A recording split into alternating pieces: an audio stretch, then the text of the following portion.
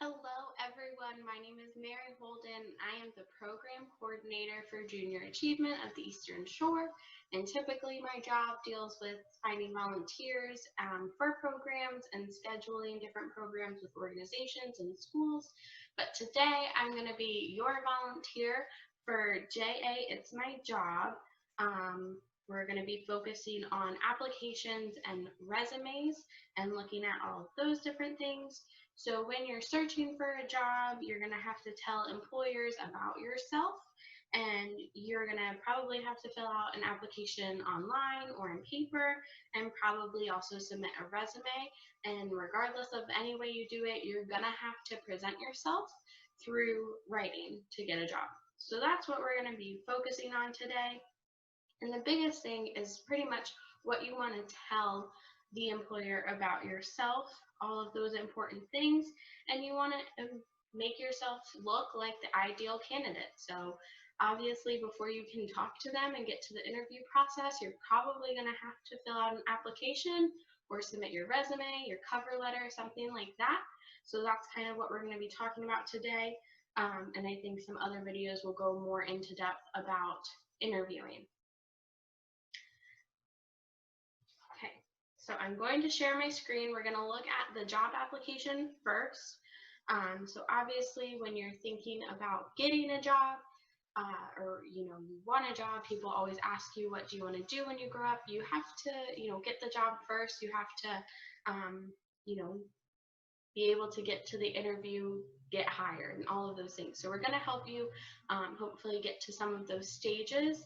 So applications, you may have filled out some for a scholarship, for college, maybe for your driver's license or something, maybe a team or a club needs an application as well.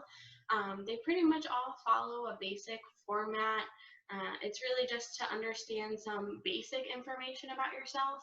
And then, for more job applications, it's going to be more about getting to know you a little bit more about, personal and professional experiences that you had. So first at the top, you'll probably see some pretty easy questions to answer. So what's your name, your address, your phone, email, ways to contact you if you can get to, the next step. You obviously want to fill this out as much as possible. They might have the age there that you want, or, just to kind of know your age range. If you're eligible to work, obviously that's a key component. They possibly might ask for your social security number and some of those other things. And obviously you want to fill this out as much as possible to the best of your ability. And obviously, again, some of those questions are going to be easy and you're going to know them right off the bat. I would hope you know your name right off the bat and your email address and all of those kind of things. But sometimes you might have to double check on maybe your school address or, any certificates you received or awards, any special skills you have, you should probably know those. And then this is where we might get into a couple more questions you might need to double check or do some research on. So your previous employers, what their address is, your supervisor's phone number maybe, or all of that kind of contact information. And if you have not had a job before, that is totally okay. It does not mean that you can just be like, oh yeah, I had a job. Don't lie on your application, obviously, because if you're going to try to put someone's name down, they are going to probably call them and see how you were as an employee. Obviously, you can also maybe put your neighbor that you used to do yard work for and they did pay you or something.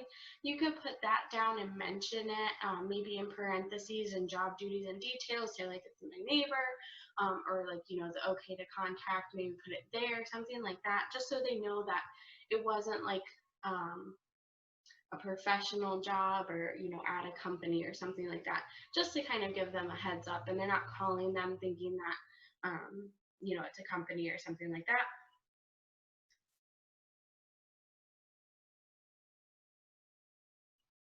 So obviously, you want to add different things on your application. Some stuff might be also on your resume, which we're going to talk about in a second, especially in this area of certificates and awards. So if you had perfect attendance in school, you might want to put that on here if they ask for awards, just because it shows that you are committed and you're going to show up for them. And I think that would be awesome to share. So if you're going to put something on your application or your resume, which we'll get to in a second, I promise, you are going to want to make sure that it's something you want to share, that you can defend. If you do get to the interview process, if they ask you a question about it, you need to be able to share them a little bit more detail. Obviously, you can't write whole explanations of certificates or awards that you've gotten, or you might run out of room for special skills. So you want to make sure that you're able to kind of highlight the really big ones, and then you'll be able to discuss them further when you get to the interview, hopefully. Another important thing to think about is looking at the job description. So obviously, if it is going to be dealing with programs, computer programming, you're going to want to put any kind of programming knowledge you have, any certificates you might have. If they do need you to be fluent in the language, or it's highly recommended that you know some of a different language, please put that on your special skills, because that'll help you and boost you up to the top of their list right away. And then at the bottom, we have some spaces for personal references. So a reference, a professional reference, is a recommendation from someone you have worked for who can vouch for your qualifications. A personal reference or character reference is a recommendation from someone who can vouch for your character, especially in ways that show you that you are dependable.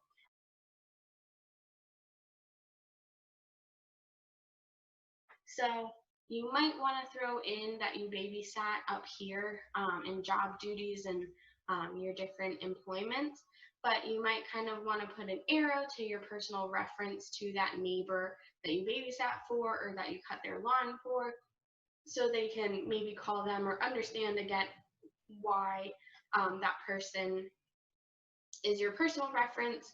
And then you'll obviously have a professional reference. You do kind of have your professional references along with your supervisor name, but maybe not your direct supervisor, but you're a manager that was kind of like a mentor for you. You might want to put them in your professional references instead, just so they can kind of contact them and get a better idea of who you are. But those are what those two different references are. Obviously, you should tell your references that you're putting them on an application before you submit it.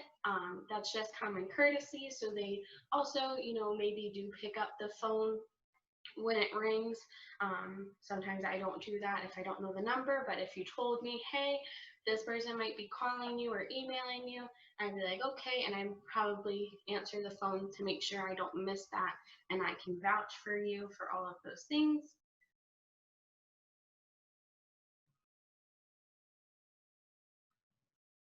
And then obviously you want to make sure that you're picking the right person for your reference. You don't want, like I said, if your direct supervisor at your job might not have that much interaction with you or something for some reason, they might not be the best person to put on your reference. But if they had like a mentoring buddy system or something, with a different manager or something, that might be a better person to put for your professional reference. You obviously want them to be able to share good things about you. You don't want to be like, wait, who? Let me think. I guess they showed up on time. I guess they did a good job. They didn't get fired. So, yeah. You don't want someone to talk about you like that. Or, for your personal reference, again, you don't want your next door neighbor just because I'm saying your neighbor. You can pick someone that's a teacher or, a coach, someone like that, maybe just a family friend. They're cool too. Just someone that can vouch for you.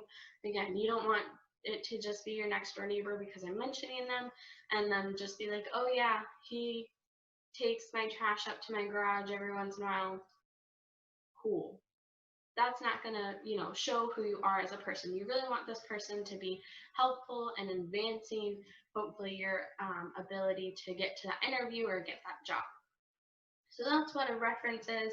You want to make sure you do a good job at that. And again, you want to make sure you can fill out the application to the best of your ability, as many answers as you can questions you can answer, the better, much better. Obviously, there's a bunch of different ways to apply to jobs now. A lot of stuff is online, and typically what you can do is you can start an application and then you can come back to it.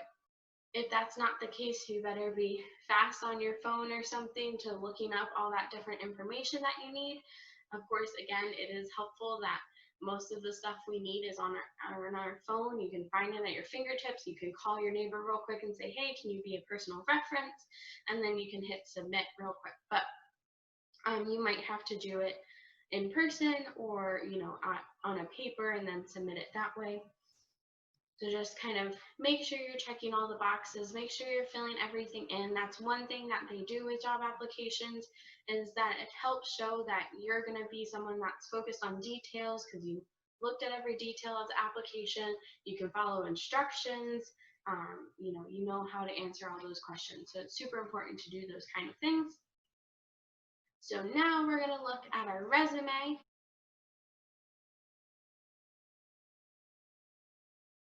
Which if you have this form, that's great. So at the top is just a sample resume. Again, you wouldn't have all of this stuff at the top that we have. It would probably be Simone's name at the very top of the page with her address, phone number, and email. Again, just that basic information for them to get in contact with you. Then we're going to look at our education. So if we have, high school, if you haven't graduated yet, she does a perfect job here. Anticipated graduation for 2020. So apparently this wasn't 2020 yet, but that's when she was expecting to graduate, so she could put that there. So you're being honest. Obviously, if you haven't graduated yet, you don't want to say that. Looking for graphic design, maybe took specific courses at her high school for graphic design. If not, you don't have to put any course of study. That's not necessary for high school unless maybe you went to the CTE school. Then she does include her GPA. A thing about GPA though is that you want it to be impressive. So a 3.5 or higher, I would even say a 3.0 or higher, you can put your GPA on there. But obviously, if your GPA is not super great, but you're still a good person, maybe don't put it on there because it might make them think, ooh, maybe your grades aren't so good, so we don't want you. You don't want that. You want them to think highly of you, and so you don't need to include it. And if you don't include it, I'm pretty sure they won't really wonder about that, especially for just a job, especially when Simone's like applying for right out of high school. So I don't think it's that big of a deal. Really quick, some tips about being on your resume. So you want to stick to the basics. So you're just going to, on a printed resume, you just want a simple font like Simone has here. It's very simple to read. We do have some bold and then some not bold, and those are just helping us identify our titles. We do have some spacing in between them, again, just to further show what is what, and it helps me, and it's really easy to read for me. Be specific. Focus on the positive. Again, like I said, if your GPA is not so hot, don't put it on there. It's just, it's just going to look bad. And you don't want that. You want to be positive. So you want to include what you can include, and you don't need to include anything poorly. Be specific. So make sure that you use specific words that are good examples. Started a company, cared for animals, shift leader. So like promoted, that's a good word to use all the time. Be accurate. So obviously she's including the month and the year that she worked there. I highly recommend that, and it's to the present. So you should always do that. You don't need like March 3rd to present. You can put just March, but that's still specific and accurate. That way they kind of have an understanding of how long you've been there. Because if you put, September of 2018, if you just put 2018, I might think you started in January, and that's like a whole 9 months before September. So you wouldn't have been really working there like a whole year that I thought you might have been. Proofread, obviously, make sure you don't have any typos. That's a big thing. So those are some really easy tips. My thing with Simone's resume, which is perfectly fine and totally, it's good, it gets all the information you need. My thing with the work experience is I personally would include bullets rather than a paragraph. I think it makes it a little easier. You can separate these different little sentences here into bullet points, and it just makes it a little easier to read for the reader, for your possible employer. And it also kind of showcases some of those skills. So some of these things might be able to come up here rather than being in the skills. But then her achievements are here. So we see all of her different achievements, her awards for volunteering. I think that's a good format for them. And then you have your key skills here. Again, some of them might be able to go under here. Some of them may not. If you want to separate key skills and extracurricular activities, that sounds like a good idea for me, like science columnist for the school paper. I would include that in the activities section. You could also maybe make it into columns. So this column over here would have skills, this column over here would have activities. I completely understand that typically a resume being on one page is going to make it a little difficult for some of you who have so many things to put on here, and especially if we shift these out into bullets instead of paragraphs, it's going to drop down the lines a little bit. So you always just need to kind of find space where you can. But I think overall she does a really good job at showing that. And then of course this is for you to use so you can kind of start making your resume.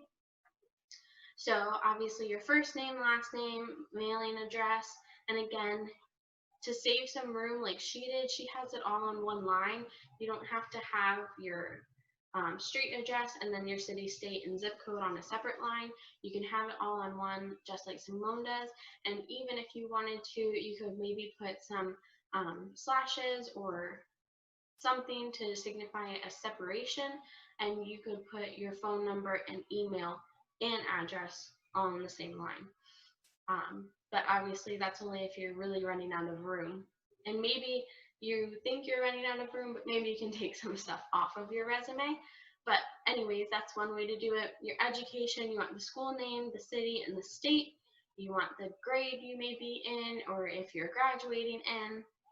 If you want your GPA, if you want to include any AP classes that you're taking, again, you might want to look at the job description. Are they going to help you in any way? Get the job a little bit better, show some skills you might have. If your school has a web design class and you're looking at somewhat of a techie job, you might want to include that class as some of your education.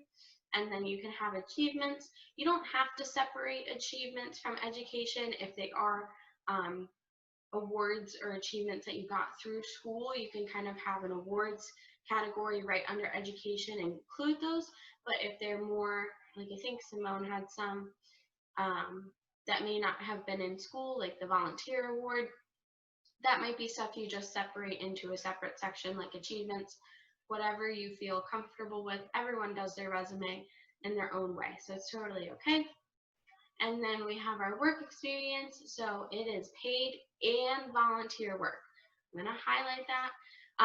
You can put volunteer work that you've done in your work experience. That is totally okay. For me, on my resume personally, I have related experience, not work experience, because a lot of my experience I wasn't getting paid for and was through volunteer work or clubs that I did, all of that kind of stuff. So I have it as related experience, and I still show how it helps me, in the job that I'm applying for. So then you'll have the year and the month and the year that you started, and the month and year that you ended. If you are still currently doing that job or still volunteering for that organization, you put to present. So that's good. That's easy to do. And then your name of the employer, preferably the company name, the city that it's in, and then your job. And then you can list a couple just job description that you did there, what you did, kind of like in the beginning of this video. I mentioned real quick what I did at my job. I helped find volunteers, and then I schedule programs with organizations and schools. So I might jot that down really quick, and then some skills that I might need for that job is presentation skills, being able to train different volunteers, stuff like that. Using a computer is very important, understanding professional writing. Those might be some skills that I could jot down under there. And then again, if you have another employer, or a volunteer organization, and that's instead of putting the name of the employer or the company, if you are doing volunteer work, you would put the name of the organization you're volunteering with. So that's just easily how you do that. You don't have to put a job if you don't really have like a volunteer title. You can just put volunteer. That way they understand that you weren't working there. That might be an easy way to put that. And then again, putting in what you do when you're volunteering or working at that second job and all of those different things. Again, if you want to include those, so right here in your worksheet, you can easily write these out in sentences. That's totally okay. But then again, like I said, I just highly recommend bullet points. Again, it really makes it a lot easier for people to read. If you feel differently, that's totally fine. Your resume is your resume. And this is just to help you get you started. So if you need to pull out a second piece of paper to write a little bit more about the job, do so. It's totally fine. And then at the bottom, you can list any other skills. So again, working with children is an example. Being entrusted with money, all of those kind of things. You might even put that with the job. Other activities that you might have if you're a captain of a team. I think Simone has that in her achievements. But if you want to include that in your skills and activities, that's totally okay. That shows leadership skills. That's important for different jobs. Again, computer skills, any additional languages that you know, put that on there. Show yourself, brag about yourself, whatever. This is your time to show them all that you're capable of, so that way you can get the job or you can get the interview to then talk even more about that. And like I said earlier with the application, if you're putting something on your resume, you better be able to answer questions about it. So make sure, again, that you're being truthful. Again, I completely understand wanting to use fancy words, and I highly recommend pulling a thesaurus with you when you're trying to think of all the jobs and skills that you have for your work experience. But make sure that you're not changing the meaning of your sentence and making it sound that more advanced than what you're actually doing.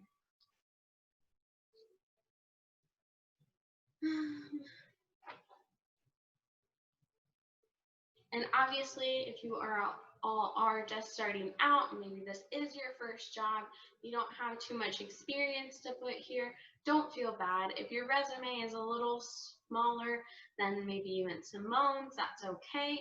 Obviously, you're just getting started, your resume will grow. And maybe this is kind of a wake-up call to be like, oh, maybe I should start volunteering at my church or somewhere like that, just to kind of help boost up your resume. You probably know some kids that are all about their resume, and then some kids that are not about their resume. Maybe let's find it in between to have some fun, but also making sure that we're getting some skills that we're going to need for our job. And you might have to submit this online, so it's very important to save it. You can save it and submit it as a Word document. I highly recommend saving it as a PDF, so that way they can't change it at all. They won't mess it up in any way, just in case they delete a sentence or something. If it's in PDF form, it won't do that. So that's just something, a little tip if you want. And again, just the way that you present yourself can make a huge difference in getting you into the door and into that job. Make sure to be specific, accurate, professional, and everything you put on your job application and resume represents you as a person.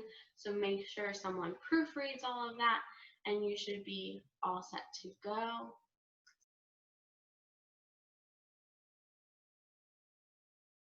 So I'm going to stop sharing my screen, and I hope you guys learned a little bit about this. and I hope you are successful in applying and writing a resume to your job, and feel free to reach out to Junior Achievement if you have any other questions. Thanks, guys.